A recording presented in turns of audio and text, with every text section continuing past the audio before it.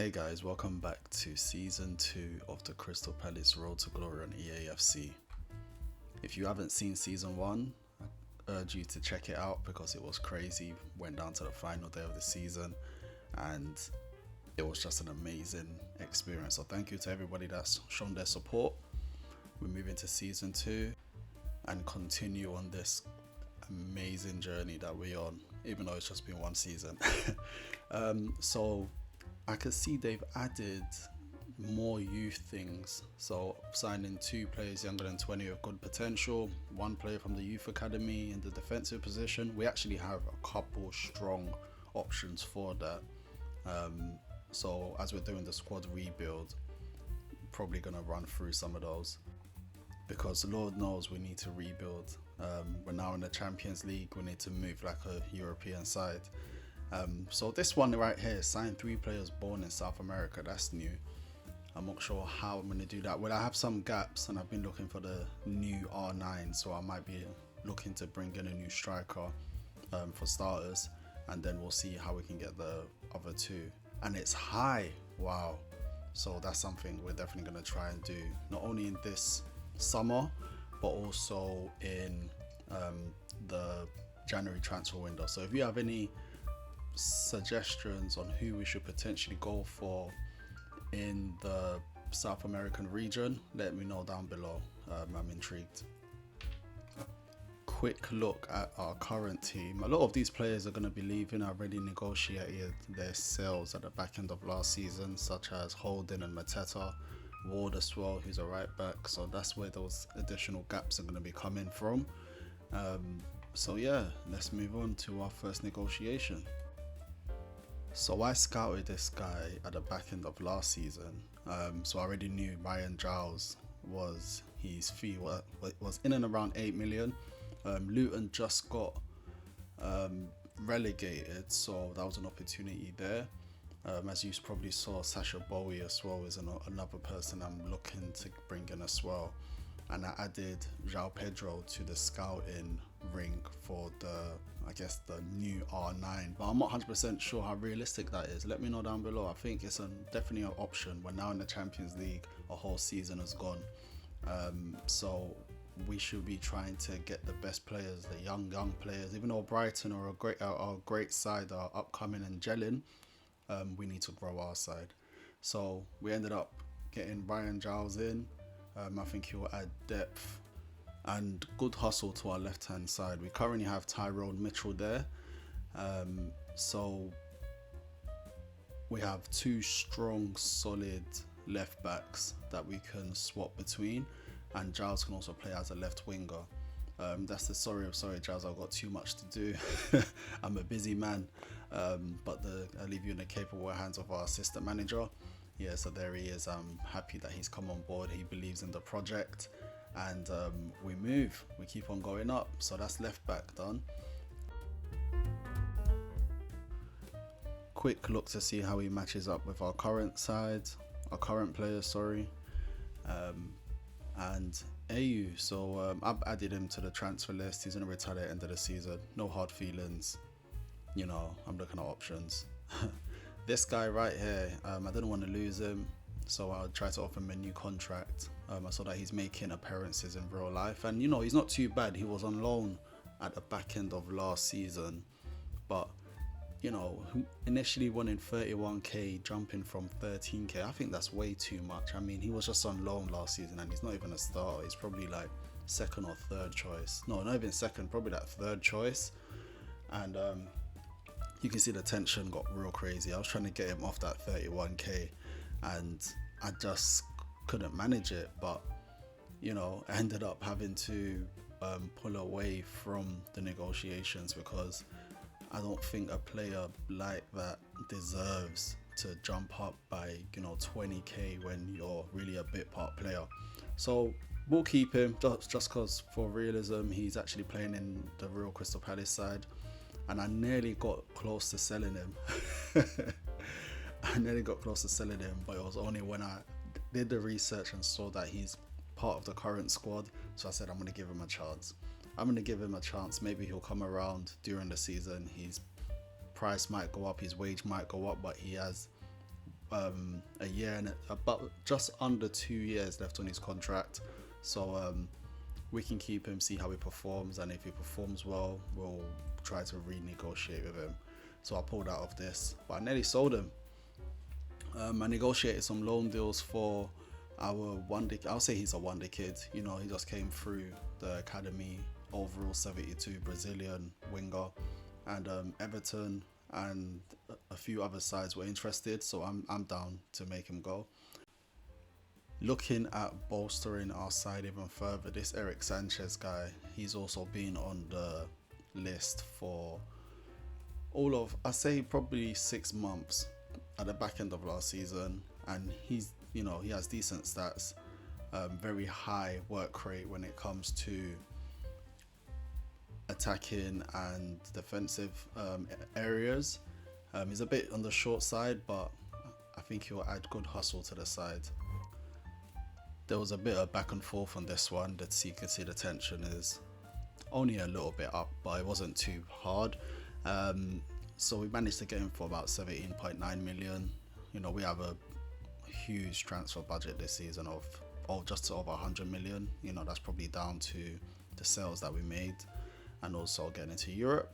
I negotiated a short extension for Nathaniel Klein. He was happy to go sporadic with 2 years.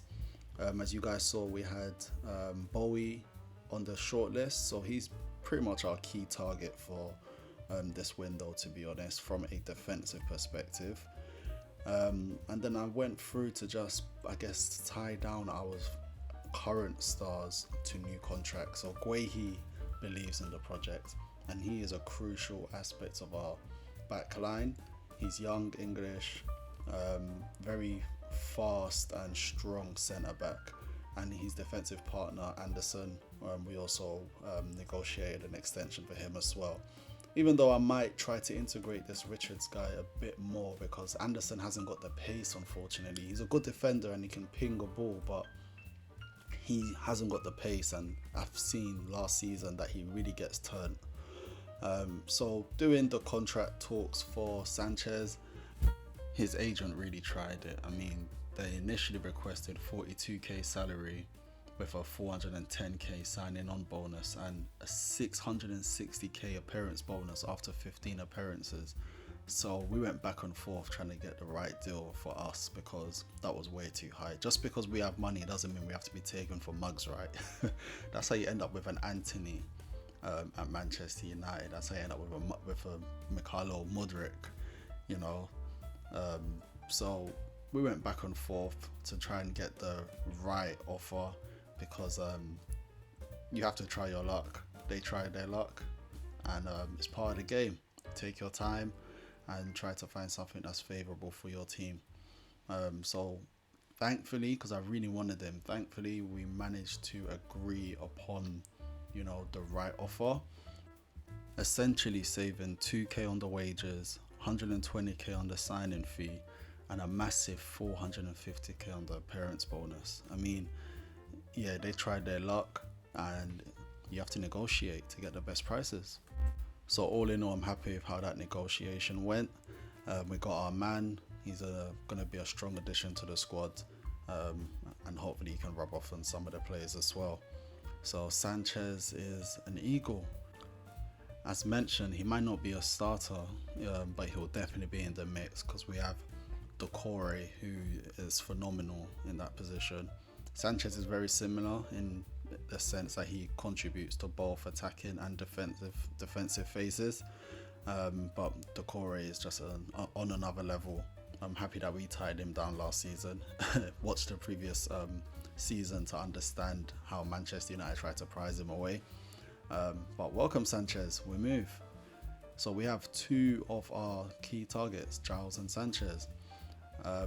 We said goodbye to Gomez. He is leaving to get some valuable experience for the next 12 months. I think he's going to be a star. Like I said, he came in 72 rated. He ended up going Everton. Some general housekeeping, getting rid of some fringe players who are not going to be playing, so he might as well get some money. On the subject of my youth academy scouts, last season we scouted Africa heavily. Only towards the end we did some Brazilian scouting. So this season I'm looking for a new goalkeeper in the English region, and also send one to Colombia as well, just to see what comes up. With the remainder one, if you don't mind, comment down below where we should potentially send him. Give me a story as well around the why. I like Colombians. They have flair, but also have that grit and that hard-working nature. So let me know down below where we should send our final scout, and hopefully you can reap some results. So first round of scouting is finished on João Pedro. So we can see his stats now, but we've not shown how much we should offer. He looks solid. Pace, strength, decent enough finishing and balance. Attacking position is strong, reactions and composure. He looks like a solid potential addition to the side. What do you guys think? Let me know. So Sacha Boey, who is our #1 target. One of you mentioned previously about this guy, and I've added him to the shortlist ever since. And he looks like a very solid right back. He's nimble, he's quick, and he's strong defensively. That's big. You know, there's no point in being a fullback or a player in a defensive position and you can't defend. So we managed to agree on the sum. There was some back and forth between us and Galatasaray, which is understandable, but it was mostly around the sell-on clause. I was trying to get it more down to 5%. They wanted more close to 10%, so they were not coming down beneath 9%. So we did manage to agree on that deal, thankfully, and we got an invitation for a pre-season tournament. So I chose the European Shield. It's not the most difficult, but it's right bang in the middle in terms of the potential prize money. Hopefully we can win it, get some extra funds, even though we're not really going to overhaul the squad too crazily. But it's always good to have more money in the pot than being, let's say, broke. We are finally here. We welcome Sacha Boey to this fine restaurant. Please come, have a seat. Sit down here. Let's negotiate your terms, Sacha. So he wanted to be a crucial player. I tried to get him as an important player, just, you know, so I can have that flexibility to rotate him, but I'm not too fast. He's gonna go into the starting lineup anyways. And he wanted 5 years. That's exactly what I want. He's young, he's 23, so we want to keep him as he's entering his peak years, as well as when he's in his peak years as well, and then we can go from there. So having him to at least 28, that's solid, right? We removed release clause because we don't really do that in the English league. And regarding wage and I guess bonuses, they're not really asking for too much, but you have to negotiate down. I'm always gonna counter, you know, see where we can save money. We did manage to save 1.5k on the wages, 100k on the signing on bonus, and 270k on the clean sheet bonus. So I'm happy with that. That's a result for me. And I'm sure that's a result for the club as well. So it looks like Sacha Boey is also going to be joining Crystal Palace. Sacha Boey is an Eagles, and we keep on rising. Eagles never die. We keep on going. So welcome to the side. And it's so interesting. The previous two signings, I never had time of day, but in this one, Bowie's hair spudding, guys. He even spudded the assistant manager there. Like, what is going on? Like, is this because he's a marquee? The Core came through to the training ground. Everyone wants to see him. You know, everyone's spudding him, everyone's talking to him, making him feel at home. So I really like this. Bowie is an Eagle, and we are going to be going up and up. We keep on going. My guy's posing for the cameras, looking good. Look at all the poses. What's going on? Let's go. I'm here for it, man. Small swagger. But the hard work starts now, and I'll see you in training tomorrow. So we have made 3 signings. Giles, Sanchez, and Bowie. I'm happy with this. I think all three of them strengthen our side, and I'm ready to see how they contribute to the team and how they help us to go to the next level. Finally, for this first episode in our squad build, just looking at how the squad is shaping up. So you can see the first team is pretty much unchanged apart from Bowie, who slots in for Nathaniel Klein, who drops down into the reserve section. He's been a great servant. I gave him his 2-year extension, and I think he will be a strong backup to Bowie. We have Ayew on the bench as well, who is currently the Edward sub, but that can always change because we're looking at João Pedro. That's a potential change and a potential switch up for this summer, but we'll see how it goes. And yeah, I think the squad is shaping up nicely. We have Raksaki there, who's a up and coming right winger. If you've seen the previous episodes in the last season, you'll see how good of a player this guy actually is, and he has the potential to improve. And then in reserves, we have Ahamada, who's a centre mid, Ndri, who is, in my opinion, the Wilfred Zaha regen, who should get some games this season as a left winger, as well as Matheus Franca, who's also an upcoming attacking mid. So yeah, we're looking good. Thank you for joining me today. Hope you enjoyed the squad building episode. We have one more probably squad building episode to come as we continue our preparation for the new season. Don't forget to like, share and subscribe, and I'll catch you on the next one.